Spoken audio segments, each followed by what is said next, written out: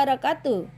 Kembali lagi bersama saya Sri Wayuni dari SMK Negeri Pagelaran Utara CGP Angkatan 9 Kabupaten Pringsewu. Pada kesempatan kali ini saya akan menjelaskan jurnal refleksi menggunakan 6T. Model Thinking Heads diperkenalkan oleh Edward de Bono pada tahun 1985. Model ini melatih kita melihat satu topik dari berbagai sudut pandang yang disimbolkan dengan 6 warna topi. Setiap topi memiliki cara berpikir yang berbeda. Misalnya, warna putih berisi tentang fakta, merah menggambarkan perasaan, hijau menggambarkan ide-ide yang muncul, kuning berisi hal-hal positif, hitam berisi kendala, biru berisi kesimpulan. 1. Topi putih berisi fakta. Pada modul 2.1 saya melihat surat dari instruktur Oskariana Dewi Kusuma, MPD, tentang pembelajaran berdiferensiasi. Kemudian pada mulai dari diri saya mencoba menjelaskan bagaimana seorang guru dapat mengelola kelas dan memenuhi kebutuhan belajar murid.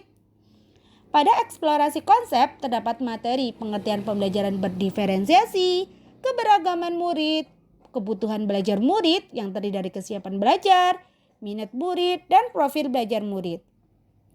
Selanjutnya, saya berdiskusi dengan fasilitator Ibu Misni Akzaiti didampingi pendamping praktik bersama rekan-rekan CGP kelas 42A.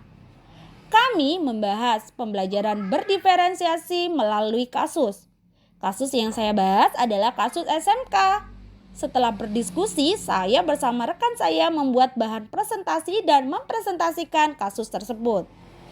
Pada demonstrasi konseptual, saya membuat rencana pelaksanaan pembelajaran bisnis online dengan memperhatikan diferensiasi produk.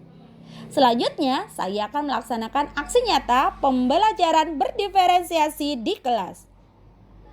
2. Topi merah menggambarkan perasaan terkait mempelajari modul 2.1. Saat mempelajari materi ini, saya merasa senang dan merasa tertantang untuk semangat belajar dan menambah wawasan, agar pembelajaran yang saya terapkan di kelas dapat memenuhi kebutuhan murid. Saat berdiskusi kelompok dan tanya jawab, saya merasa sangat senang karena dapat bertukar pengalaman dengan guru-guru yang lain.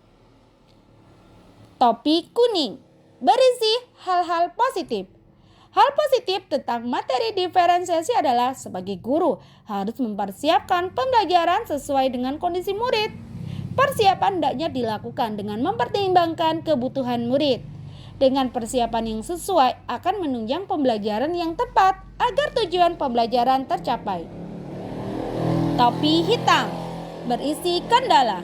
Kendala yang saya alami dalam menerapkan pembelajaran berdiferensiasi adalah saya belum terbiasa melakukan pembelajaran berdasarkan kebutuhan murid.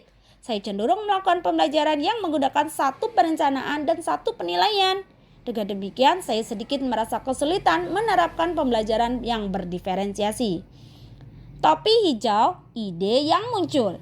Setelah mempelajari materi ini, saya akan lebih semangat membuat perencanaan pembelajaran yang bermakna.